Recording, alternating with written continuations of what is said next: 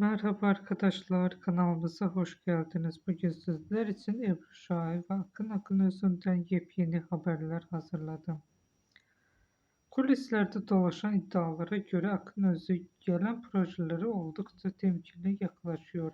Özellikle senaryo konusunda son derece seçici olduğu ve sıradan hikayelere sıcak bakmadığı konuşuluyor.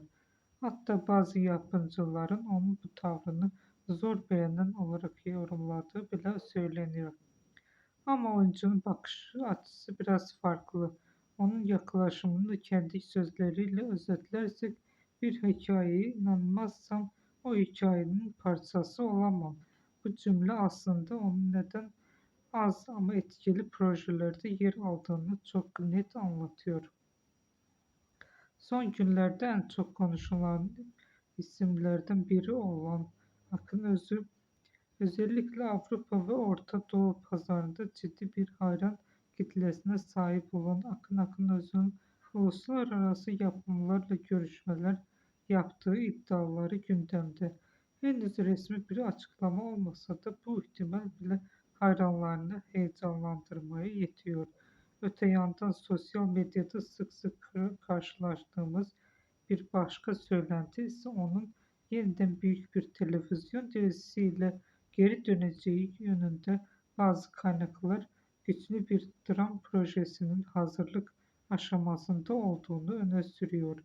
Eğer bu doğruysa Akın Öz'ün uzun bir aradan sonra ekranlara çok iddialı bir dönüş yapması sürprizi olmayacak.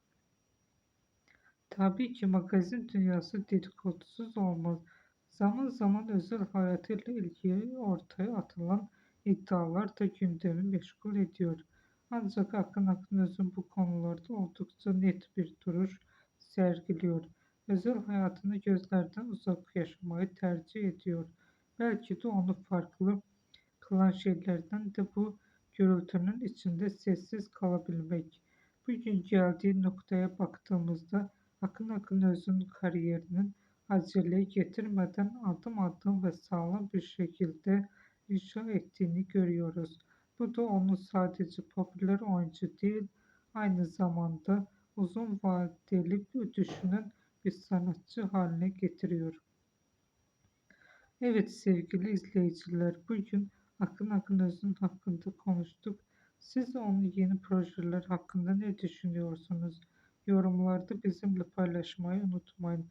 Ve daha fazla içerik için kanala abone olmayı sakın unutmayın. Bir sonraki videoda görüşmek üzere. Hoşça kalın.